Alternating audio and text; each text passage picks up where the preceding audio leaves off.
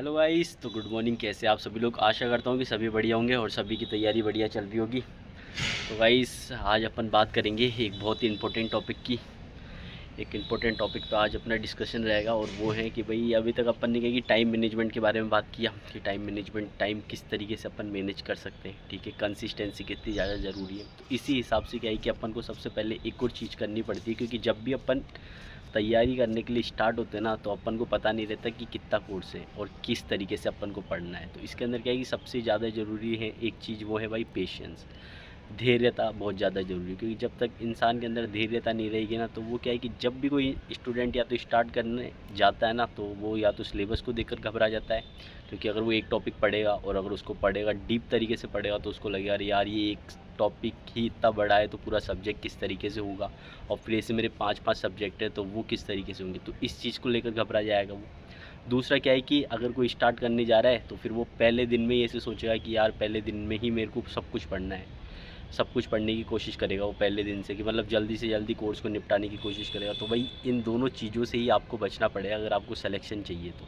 क्योंकि एक पेशेंस, और क्या है कि दूसरी बात करूँ तो अपन को क्या है कि जो अपना गोल है ना, इसको छोटे छोटे पार्ट्स में डिवाइड करना पड़ेगा, स्प्लिट करना पड़ेगा इसको, तभी अपन उसको अचीव आसानी से कर पाएंगे। जैसे कि मैं बताता हूँ कि अगर आपको भूख है 3 रोटी की या 4 रोटी की, तो आप 4 रोटी ले तो लोगे। तो उसी प्रकार से अगर अपन को कोई भी बुक पढ़नी, तो अपन बुक खरीद के तो ला सकते हैं, लेकिन उसको ये नहीं ना कि एक ही बार के अंदर पढ़ सकते हैं या फिर नहीं। तो उसी तरीके से जैसे रोटी का एग्जांपल दिया है कि अपन ने 4 रोटी ले तो लोगे एक साथ, लेकिन खाओगे तो एक एक बाइट करके ना, तभी वो 4 रोटी खत्म होगी ना। तो बस वही अपन को अपनी लाइफ के अंदर भी अप्लाई करना होता है, लेकिन उसको कोई अप्लाई करता नहीं है। या तो क्या है कि एक साथ ही पढ़ने बैठेंगे तो भाई डायरेक्ट क्या है कि 3-4 घंटे पढ़ लेंगे, और नहीं पढ़ने बैठेंगे तो भाई आधा घंटा क्या किताब भी नहीं उठा रहे। तो ये चीज़ जब तक आप करते रहोगे ना, तो सिलेक्शन के बहुत दूर जाते रहोगे। तो अपन को क्या है कि अपने गोल को स्प्लिट करना है, और एक कंसिस्टेंसी से ही अपन को आगे बढ़ते रहना है। कि भाई कोई भी बुक लेकर आ रहे हो आप, या कोई भी सब्जेक्ट पढ़ रहे हो, तो रेगुलरिटी से कि भाई आज उसको 3 घंटे दिए तो 3 घंटे मेरे को डेली रेगुलर देने ही हैं। जब तक देने ही, जब तक कि ये सब्जेक्ट कंप्लीट नहीं हो जाता। ठीक है, और मैंने 3 चीज़ें बताई थी कि किसी भी सब्जेक्ट को कंप्लीट करने का तरीका क्या रहता है। कि सबसे पहले उस सब्जेक्ट के कॉन्सेप्ट्स को पढ़ो, कॉन्सेप्ट पढ़ोगे फर्स्ट तरीका। दूसरे उसके पीवाईक्यूज़ करोगे, वो सेकंड तरीका है। और तीसरा क्या है कि उसका मल्टीपल रिवीजन जब तक नहीं करेंगे, तब तक चीज़ें क्या है क्लियर और याद नहीं रहेगी अपन को। जब तक याद नहीं रहेगी, तो अपने क्या है कि वहाँ पे नेगेटिव मार्क होने के बहुत ज़्यादा चांसेस ओपन हो जाते हैं। तो वही इन सभी चीज़ों से बचने के लिए क्या है कि आप सबको बहुत मेहनत लगती है और करनी पड़ेगी। तो ये सच है। तो अपन को क्या है कि अब जो अपने गोल्स हैं ना, उनको स्प्लिट करो, एकदम डिवाइड करो छोटे छोटे गोल्स के अंदर। क्योंकि अपना बड़ा गोल है, जैसे कि भैया मेरे को बड़ा गोल अचीव करना है कि मेरे को नौकरी लगनी है पटवारी के अंदर।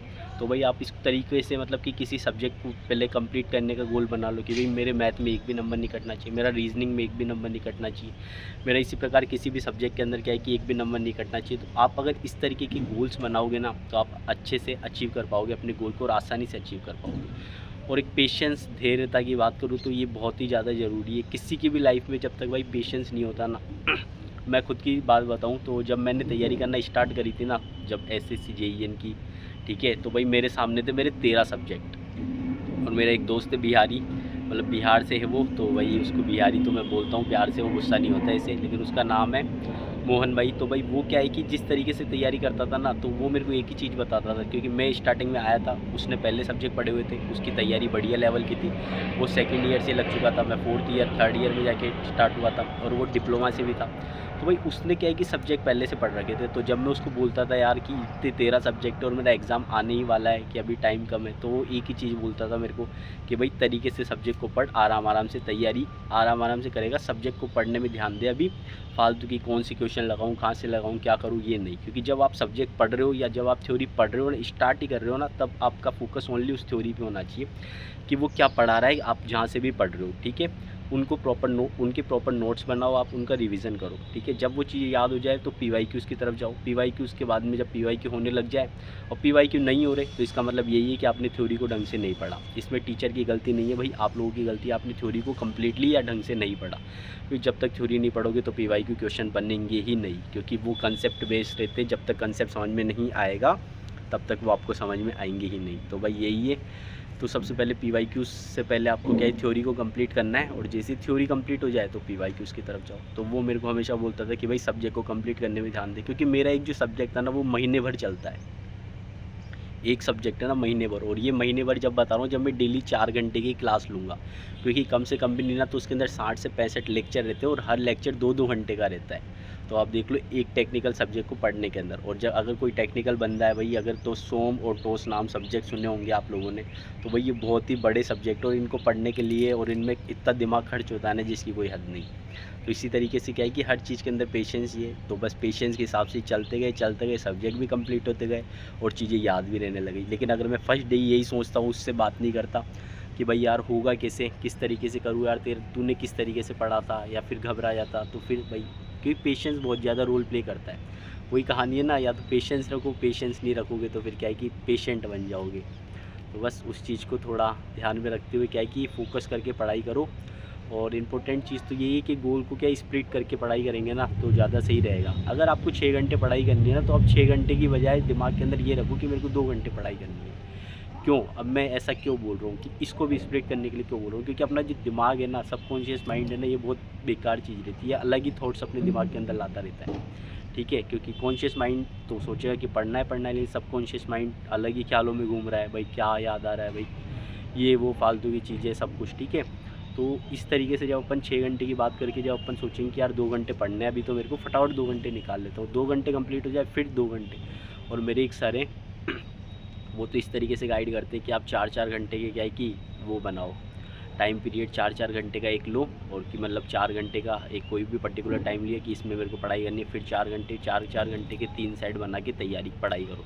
अब सबको पता है, अब उनको भी पता है कि तुम 4 घंटे के सेट तो बना लोगे पर 4 घंटे आप अप्लाई नहीं कर पाओगे। तो वो बोलते कि देखो 4-4-4 तुमने 12 घंटे की कोशिश करी, तो उसमें से आपकी क्या है कि 6 से 8 घंटे आराम से निकल जाएंगे। अब उन्होंने खुद नोट, क्योंकि जब आप 4 घंटे पढ़ने बैठोगे ना, तो आप या तो शुरुआत वाले तो जो भी सेट होगा ना आपका 4 घंटे वाला, उसमें आप 3 घंटे निकाल लोगे, 3 साढ़े 3 भाई 4 भी निकल जाएंगे शुरुआत में। फिर जो सेकंड वाला होगा ना, तो उसमें भाई 3 निकल गए, 2 निकल गए, लेकिन जो लास्ट वाला होगा ना उसमें तो 1-1.5 घंटा मुश्किल से। तो इसके बाद रात या फिर जब भी टाइम मिल रहा है, फिर आप सोचोगे यार पढ़ ही लिया, इतना पढ़ लिया मैंने, सुबह से पढ़ ही रहा हूँ, तो फिर ऐसे ये थॉट्स भी आ जाते हैं। और ये क्या है कि अपन को इनर सोल को क्या है कि बहुत ज़्यादा मोटिवेट कर देते हैं कि बहुत ज़्यादा ही पढ़ लिया मैंने। ठीक है, और अपन फिर किताबें बंद कर देते या फिर आलस आने लग जाता है। अगर मैं बात करूँ ना, तो इंसान के 2 ही शत्रु हैं, दुश्मन जिसको बोलते हैं ना अपन, और सबसे बड़े दुश्मन है। अगर इनके ऊपर किसी ने विजय प्राप्त कर ली तो समझो कि भाई खेल हो चुका उसका। क्योंकि एक तो सबसे पहले क्या है कि जब भी आप पढ़ोगे तो या तो आपको नींद आएगी, नींद आती है भाई कि खूब सारे बच्चों को आती है, अगर आपको नहीं आ रही तो आपका दूसरा शत्रु होगा, वो है भाई आलस। आप लोगों को आलस आता होगा, क्योंकि बस ये 2 ही चीज़ें जिसने इनके ऊपर मतलब जो इनको कंट्रोल करना सीख गया ना, जिसको नींद कंट्रोल करनी आ गई कि भाई मेरे को अभी नहीं सोना, अभी सिर्फ मेरे को पढ़ना है, तो भाई एक तो वो। और एक दूसरा बच्चा भाई जिसको ये है, मतलब एक तो नींद हो गई और दूसरा जिसको आलस नहीं है, नींद को कंट्रोल कर लिया और एक आलस नहीं कि भाई यार अभी नहीं, बाद में टालना चीज़ों को, आलस नहीं कर रहा, पढ़ ही रहा है, तो भाई फिर वो जीत गया। और एक क्या है, मित्र की बात बताऊँ, अगर दोस्त हैं तो भाई वो अपनी एक प्रैक्टिस है, एक अपना अभ्यास है, ठीक है, एक्सपीरियंस जिसको बोल सकते हैं, जो कि टाइम के बाद मतलब अगर अपन रेगुलर प्रैक्टिस करते रहेंगे ना, तो ये अपना एक ऐसा फ्रेंड है कि जो अपन को हर फील्ड के अंदर क्या है सक्सेस अचीव करवाने में बहुत ज़्यादा हेल्प करता है। अब ये चीज़ें आपको ऐसी लग रही होगी, पर ये भाई जब आप अप्लाई करोगे आपकी लाइफ के अंदर तो आपको समझ में आएगा कि हाँ ये बहुत ज़्यादा रियल चीज़ें। ठीक है, और ये जो मैं बता रहा हूँ, ये जो मित्र और ये शत्रु वाली, ये तो महाभारत आपने देखी होगी, तो वहाँ पे शुरुआत में बताया जाता है वो। ठीक है, बाकी आप देख लेना एक बार, वहाँ पे भी ये सब चीज़ें क्या है कि अपनी रामायण महाभारत के अंदर खूब पहले से चली आ रही है कि भाई क्या चीज़ सही है क्या चीज़ गलत है, पर आजकल कोई अप्लाई करता नहीं है। किस तरीके से पढ़ाई करनी चाहिए, मैं तो फिर से बोलता हूँ आपको, भाई ब्रह्म मुहूर्त में जितना जल्दी पढ़ने की कोशिश करोगे, जब वही चीज़ें आपको बहुत लंबे समय तक याद रहेगी।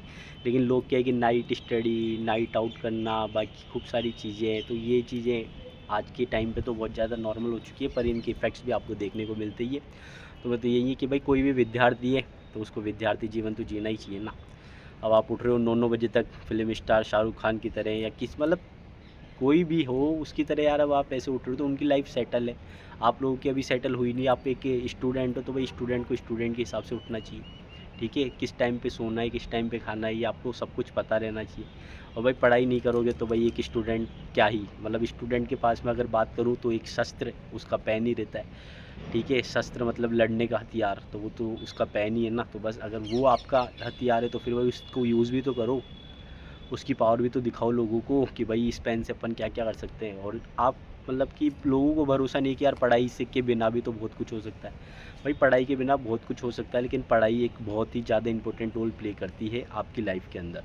तो जब तक एजुकेशन नहीं रहेगी ना, तब तक ना तो कुछ भी नहीं हो सकता है बिना एजुकेशन के। तो क्योंकि एजुकेशन के बिना आप पैसा कमा सकते हो और बाकी बहुत सारी चीज़ें जो कि आप एजुकेशन के बिना नहीं कर सकते। एजुकेशन तो मस्ट है ही आज के टाइम पे, तभी तो मतलब हर आप खुद एक चीज़ खुद सोचो, अगर एजुकेशन इंपॉर्टेंट नहीं होती एक सेकंड के लिए, तो भाई जो भी पैसे वाला आदमी है वो अपने बच्चों को क्यों पढ़ाता। वो अपने कोई भी पैसे वाला आदमी है ना, वो भी अपने बच्चों को जैसे अपने अपने पेरेंट्स अपन को डांटते हैं ना, वैसे ही वो उनको डांटता है, वैसे ही वो उनको समझाता है कि पढ़ो भाई, पढ़ोगे तो आगे बढ़ोगे। वो क्यों समझाता है वो, क्योंकि भाई एजुकेशन ज़रूरी है। पैसा सेकेंडरी ऑप्शन हो जाता है एजुकेशन के सामने। विद्या रहेगी ना आपके पास में, तो भाई ऑटोमेटिक लक्ष्मी जी आ जाएगी, और एक लक्ष्मी जी रहेगी तो विद्या नहीं आ सकती, ये कन्फर्म है। आप किसी को हायर कर लोगे लेकिन आपके अंदर नहीं नॉलेज आएगी, ठीक है। तो ये बात रहती है, तो ये आप अपनी लाइफ के अंदर भी उतारो। बाकी मिलेंगे अपन नेक्स्ट सेशन के अंदर इसी तरीके के अंदर। अगर आपको वीडियो पसंद आया तो वीडियो को लाइक करो और चैनल को सब्सक्राइब करो और अपने दोस्तों के साथ में भी शेयर कर दिया करो। बाकी गाइस प्रहार सीरीज़ के बारे में बता ही रहा हूँ। अब जैसे जैसे व्यूज़ कम होते जा रहे हैं, ये बंद हो जाए फिर मुझे मत बोलना कि भी आपने प्रहार सीरीज़ क्यों बंद कर दी। तो बस सपोर्ट करो, अगर सपोर्ट करोगे तो ही ये कंटिन्यू कर पाऊँगा मैं अभी, क्योंकि जिस हिसाब से व्यूज़ आ रहे हैं मुझे नहीं लगता कि ये आगे कंटिन्यू हो पाएगी। बाकी मिलेंगे अपन नेक्स्ट वीडियो के अंदर, तब तक के लिए okay bye tata, see you guys.